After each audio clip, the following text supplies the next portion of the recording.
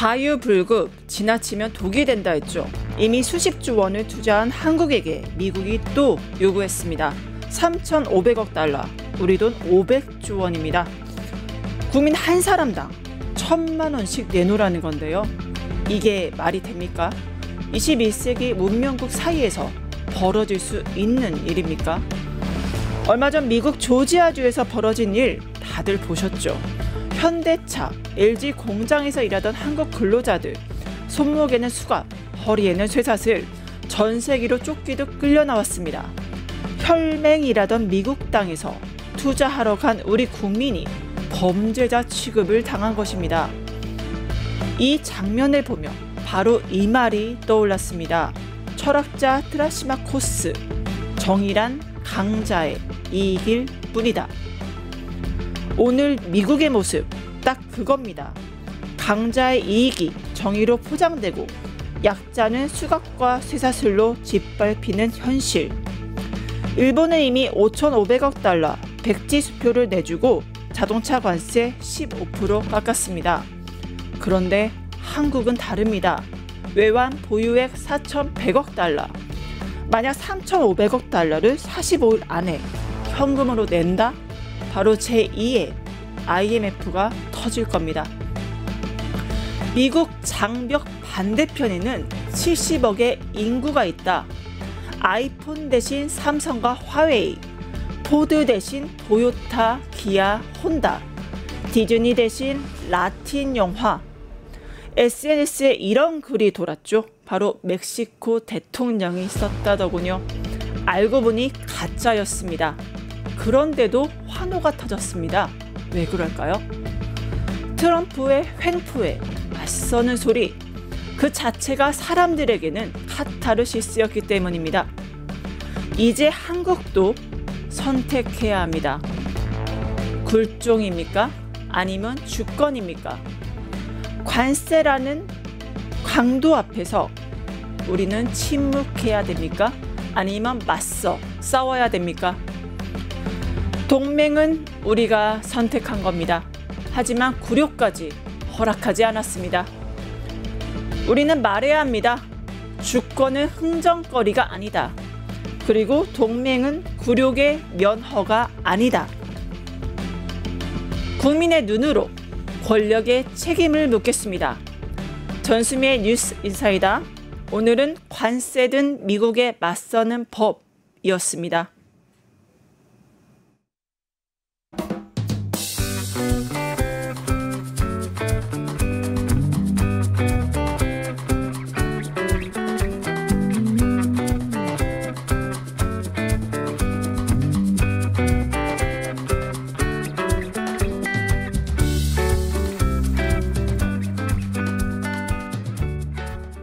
네, 오늘도 뉴이스 리듬 이은혜 에디터와 함께합니다. 어서 오세요. 네, 안녕하세요. 이은혜입니다. 네, 정말 많은 이슈가 있었는데 같이 살펴보도록 할까요? 지난 금요일 구금됐던 우리 근로자분들 무사히 귀국했는데 구금 과정 정말 끔찍했던 것 같습니다. 자세히 소개 부탁드려요. 네, 구금됐던 노동자들 증언이 연달아서 공개가 됐는데요. 잡혀갔던 장면만큼이나 충격적이었습니다. 수갑과 케이블 타이로 결박된 채 지린내가 진동하는 호송차에 태워졌다고 하고요.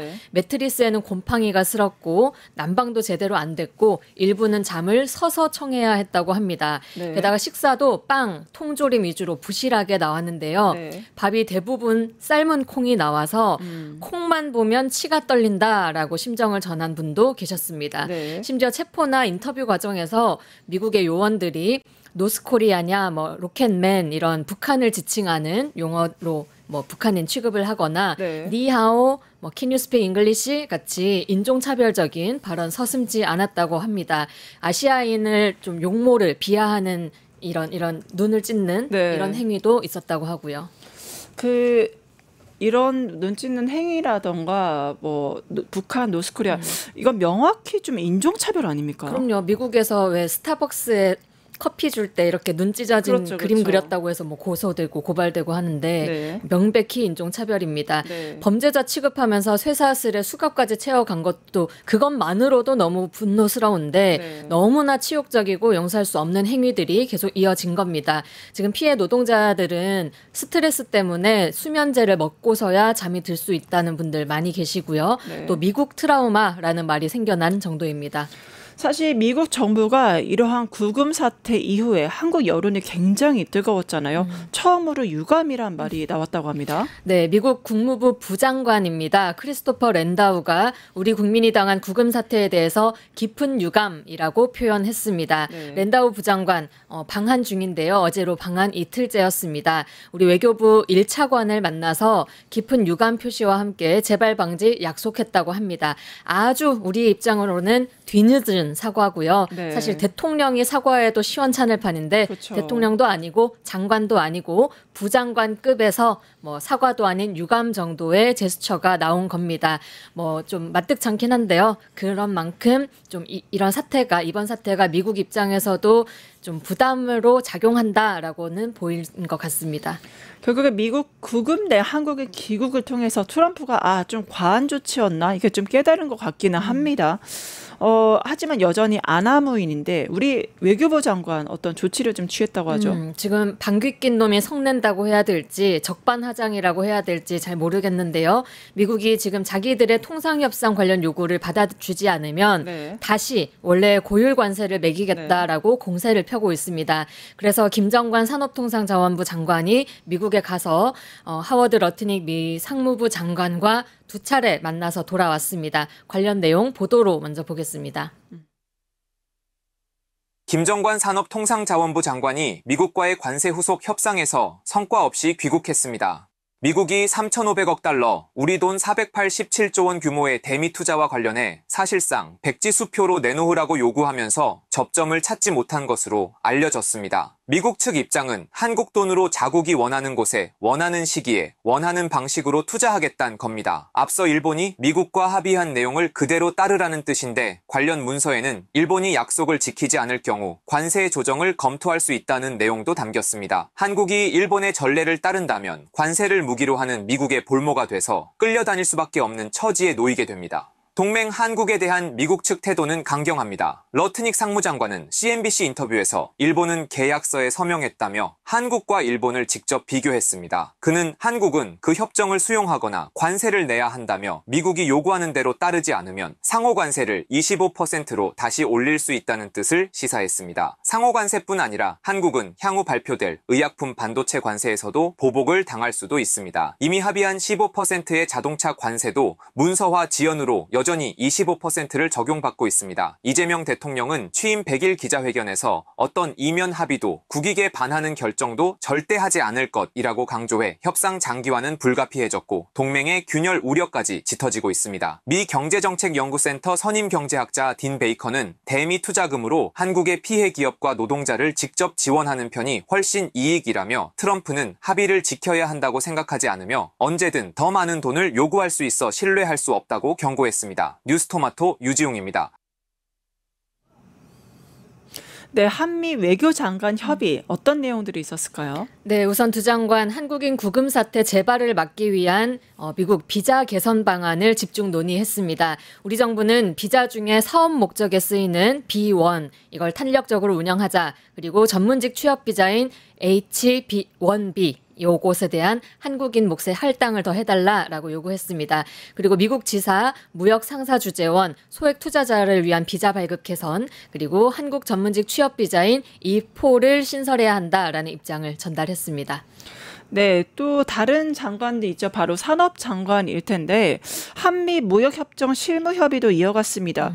보도를 보니 계속적인 압박이 오는데 잘 이견이 좁혀지지 않았나 봐요. 네, 이견이 좁혀지지 않았고요. 좁힐 수가 없는 상황으로 보입니다. 네. 아까 보도에도 자세히 나왔는데요. 러트닉 장관 지금 일본과의 무역협상 서명한 내용을 우리에게 그대로 요구하고 있는 상황입니다. 이게 정말 강도 수준이거든요. 미국이 투자 금액을 회수할 때까지 때까지는 50%, 네. 그 이후에는 90%의 수익을 자기들이 가져가겠다는 겁니다. 일본 모델을 좀 참고한 것 같아요. 그렇죠? 그렇죠. 그거 똑같이 우리도 하라라는 건데요. 네. 미국이 9, 우리가 1. 9대 1의 수익 배분뿐 아니라 이 사업의 선정 주도권 그리고 상당 부분의 직접 투자까지 요구한 것으로 알려져 있습니다. 이런 상황이다 보니까 차라리 합의안이 도출 안 된 게 다행이다라는 생각이 좀 들 정도입니다. 네. 지금 러트니 장관 우리 보고 제안을 수용하거나 25% 상호 관세 내라라고 윽박 지르고 있는데요. 네. 우리 정부 내에서도 국익이나 기업에 해가 될 소지가 있으면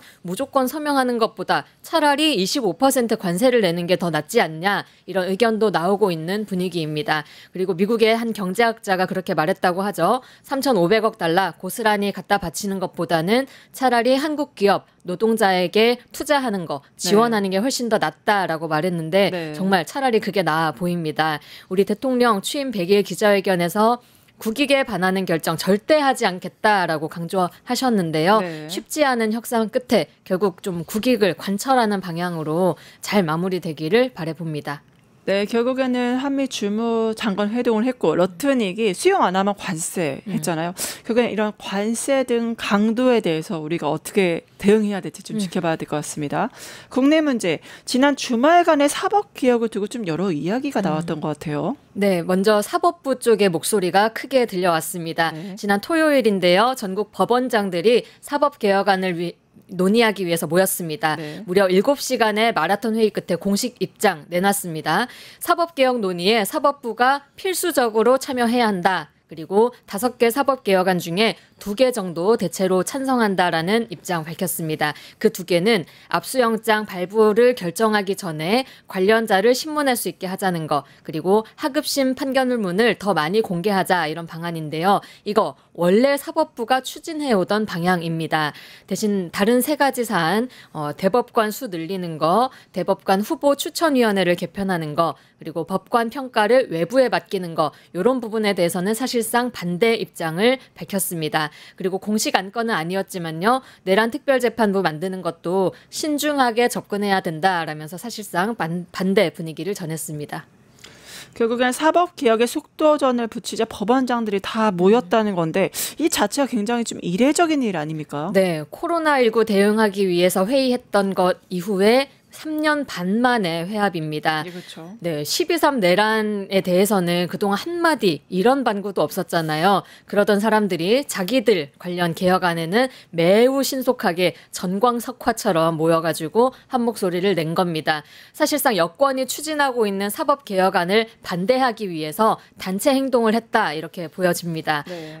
법관들이 이렇게 정한 입장, 네. 이제 조희대 대법원장에게 보고될 예정인데요. 조희대 법원장도 네. 사법부 독립을 계속해서 강조해 왔습니다. 그러다 네. 보니 앞으로 갈등이 더 커지지 않을까 우려되는 상황입니다.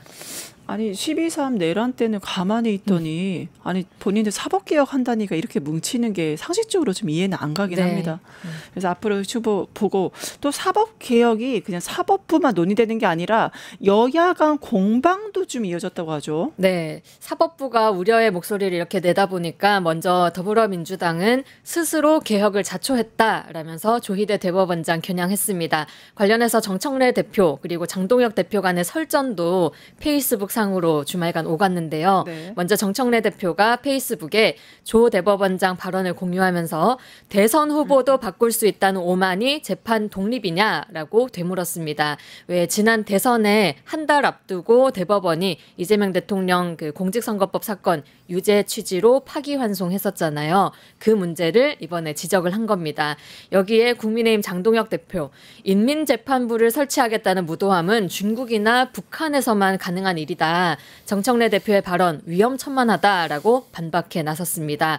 그러면서 민주당의 사법부 말살 시도는 결국 이재명 대통령 재판 재개라는 부메랑으로 돌아갈 것이다. 이렇게 비판을 했습니다.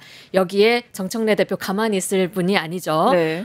사법부 말살은 윤석열이 하는 짓 아니냐. 네. 내란 속의 피고인 윤석열이나 재판 똑바로 받으라고 전해라. 라고 일갈했습니다.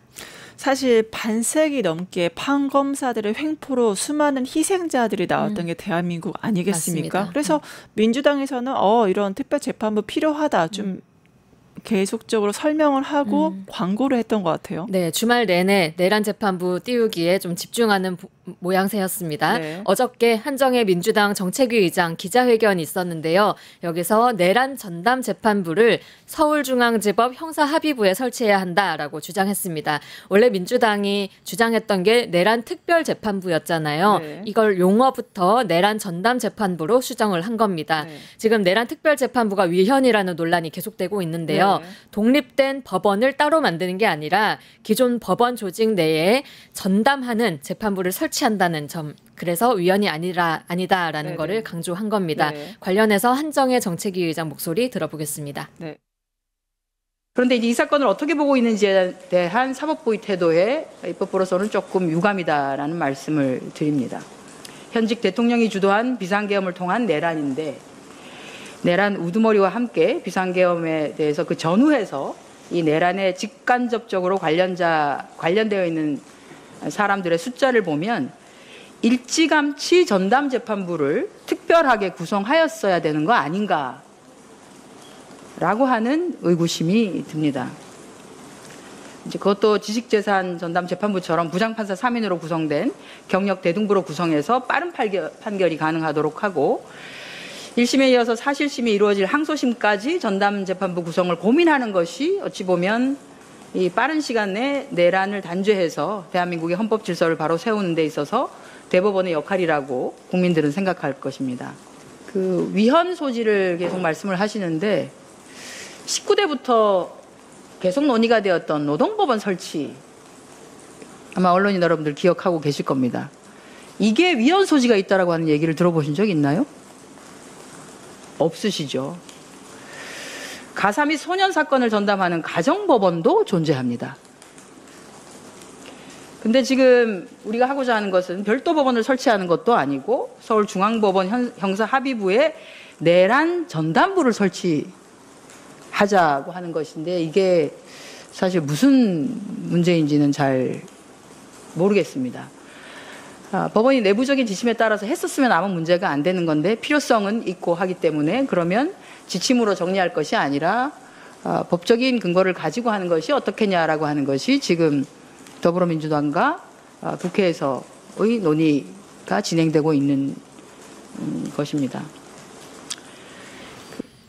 네, 결국에는 이재명 대통령이 뭐가 위헌이냐 여기에 대해서 이제 사법부, 그다음에 법원 그리고 판사들이 스스로 불신을 자초한 거 아니냐 이런 자조적인 목소리도 있습니다. 결국엔 종지부는 좀 찍겠다 이렇게 보이는데 싸우려면 내부 문제부터 해결을 해야 하잖아요. 네. 민주당은 좀 어떻게 돼가고 있나요? 네, 최근에 3대 특검법 처리 과정 놓고 정청래 대표 그리고 김병기 원내대표 간의 파열음이 좀 터져나온 상황인데요. 네. 그 걱정을 불식시키기 위해서였겠죠. 어제 대통령실과 정부 그리고 여당 고위 관계자들이 만찬 회동을 가졌습니다. 네. 여러 개혁과제 앞둔 상황에서 여당 지도부 내 갈등이 불거지다 보니까 김민석 총리가 긴급 제안을 해서 만나게 된 건데요. 한자리에 모인 대통령실, 정부, 여당은 긴밀하게 소통하고 화합해서 이재명 정부의 성공을 위해 노력하겠다라고 밝혔습니다. 웃으면서 만난 당정대 영상으로 만나보겠습니다.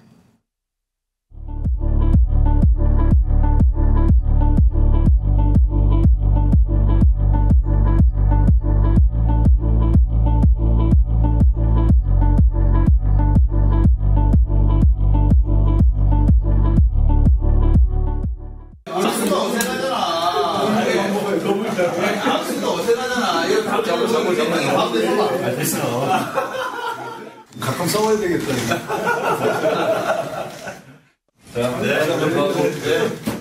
형제가 다 싸워. 싸움이 아니고 뭐야. 예, 어색한데 다시 웃으며 악수. 이쯤 되면 정치가 극한 직업이 좀 아닌가 싶은데 네. 이게 김민석 총리가 제안한 자리라고 하죠? 예, 당내 투톱이 갈등이 불거지다 보니까 김민석 총리가 직접 나섰습니다. 토요일에 제안해서 하루 만에 긴급회동 성사됐다고 합니다. 네. 검찰청 폐지 이후에 후속 조치는 물론 내란 특별재판부 신설 그리고 대법관 증원 등 개혁의 속도를 빼야 할 상황에서 이 여당 지도부 사이의 균열을 신속하게 수습하려는 의도로 읽힙니다. 네. 이런 흐름에는 민주당 강성 지지층들의 어떤 목소리도 작용을 했을 텐데요. 네. 관련해서 보도 보겠습니다.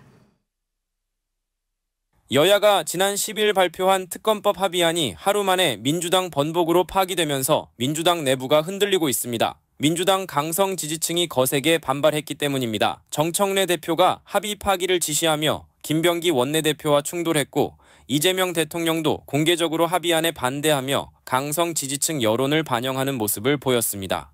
결국 민주당은 당초 발의한 원안대로 법안을 처리할 예정입니다. 하지만 강성 지지층은 지도부에게 문자 폭탄과 사퇴 요구를 이어가고 있습니다. 앞서 중대범죄수사청 관할, 국회의장 선거 등에서도 반복된 당심 중심 정치가 이번 사태와 맞물리면서 내부 혼선과 진영 논리 강화로 이어지고 있습니다. 이번 사태는 여당 지도부가 지지층 눈치를 보며 발생한 대표적 사례인데요. 향후 민주당에서 당심과 민심 괴리 발생으로 정치적 퇴행까지 이어질 수 있다는 우려가 나옵니다. 뉴스토마토 차철우입니다.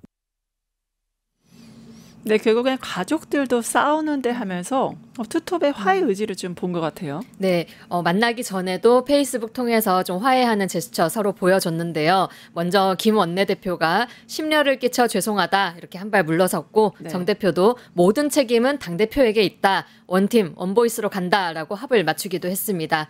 이 원래 개혁은 또 동력 그리고 타이밍이 중요하잖아요. 네네. 같은 집안 식구들끼리 이견 있는 거 당연히 존재할 수 있는 법이고 네. 부디 부디 원 보이스로 이 중차대한 일들 타이밍 놓치지 않게 빠르게 쭉 밀고 가주길 바라보겠습니다. 이 와중에 국민의힘 아직도 정신 못 차리는 것 같습니다. 우클릭 행보 보이고 있다죠. 네, 민주당은 당내 단결, 국민의힘은 우파 아스팔트 극우 세력과의 단결을 보여주고 있습니다. 보도부터 보고 오겠습니다. 네. 3대 특검법 개정안이 파기되면서 여야의 극한 대치가 예고되고 있습니다. 민주당은 이른바 더 센 특검법에 이어 내란 전담 재판부의 필요성을 언급하고 있는데요. 국민의힘에서는 사법부를 바라보는 민주당의 인식 수준이 북한이나 중국의 수준이라며 강력한 저지를 예고했습니다. 국민의힘은 대여 투쟁을 위해 장외 투쟁까지 염두하고 있는 것으로 알려졌는데요. 다만 장외로 나간다면 국민의힘의 의도와 무관하게 아스팔트 극우가 합류할 수 있다는 것인데요. 장동혁 국민의힘 대표는 14일 부산 일정 첫 번째로 손현보 목사가 담임인 세계로교회 예배에 참석했습니다. 장 대표는 이 자리에서 2025년에 종교 탄압을 막는 것이 제 소명이 될 줄 몰랐다고 말했는데요. 손 목사는 과거 아스팔트에서 거리 시위에 나섰던 인물이자 최근 공직선거법 위반 등 혐의로 경찰 수사 과정에서 구속됐습니다. 때문에 일각에서는 윤 어게인을 주장하는 아스팔트 극우와 연대할 명분 쌓기가 아니냐고 전망했습니다. 뉴스토마토 이진하입니다. 손현만 목사는 뭐 아스팔트 극우의 상징이잖아요. 그리고 무엇보다 목사가 법을 어기면 다 면책이 됩니까? 저는 무슨 마틴 루터킹을 대하는 것 같은 느낌이 들었어요. 네, 어제 장동혁 대표 민심 듣겠다면서 부산 찾아갔는데 제일 먼저 손현보 목사가 있는 세계로 교회로 향했습니다. 실제로 장 대표가 전당대회 당시에도 모든 우파 시민들과 연대해서 이재명 정권을 끌어내리는데 제 모든 것을 바치겠다라고 말한 바 있습니다. 그 우파 시민들을 찾아 나선 건데요. 교회에서 모습, 실제 정말 마틴 루터킹처럼 얘기하는 모습 영상으로 한번 보고 오겠습니다. 네. 목사님에 대한 이 탄압은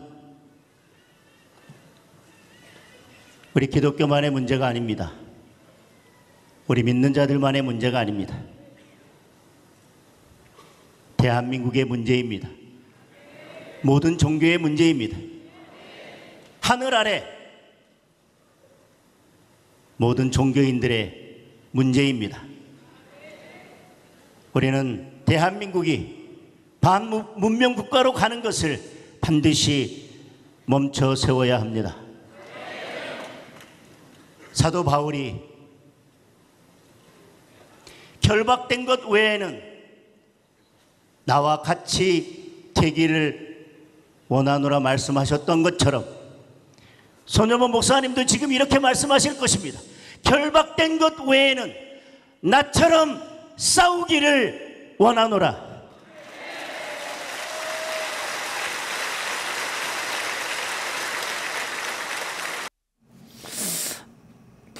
많은 기독교인들은 하나님은 용서해 줄지 몰라도 우리 국민들은 용서 못한다. 이게 내란에 대한 거잖아요. 그래서 굉장히 분노하실 것 같은 지점이 좀 듭니다. 네, 하나님은 용서할지 하나님도 용서하지 마세요, 제발. 지금 선거법이나 위반하는 내란 목사를 지키겠다고 저러고 있는 거잖아요. 네. 지켜보는 국민 정말 부끄러운 지경입니다. 사실 장동혁 대표 이런 행보가 낯선 모습은 아닙니다. 이렇게 아시겠지만 소년보 목사 세이브 코리아 주도했던 아스팔트 대부이고요. 네. 장동혁은 그 등에 업혀서 당대표까지 된 사람이잖아요. 유명한 전환길의 계몽령, 그리고 장동혁 대표의 계엄에도 하나님의 계획이 다 있다라던 이 불법 계엄 옹호 발언, 이런 게 다 그 세이브 코리아 집회에서 나왔던 발언입니다. 이제 장외투쟁에 나서는 만큼 원래 한 몸이었던 극우 아스팔트 민심 다시 네. 손을 내미는 상황인데요. 네. 앞으로 또 어떤 막말과 어떤 반헌법적 주장들이 또 난무하게 될지 벌써 걱정이 됩니다. 네, 지금 전환기 국민의힘 등 굉장히 굵직한 소식들이 많을 것 같은데 내일도 자세한 소식 부탁드리겠습니다. 오늘 뉴인사 리듬 여기까지 하겠습니다. 함께해 주신 이은혜 에디터 감사드립니다. 네, 고맙습니다.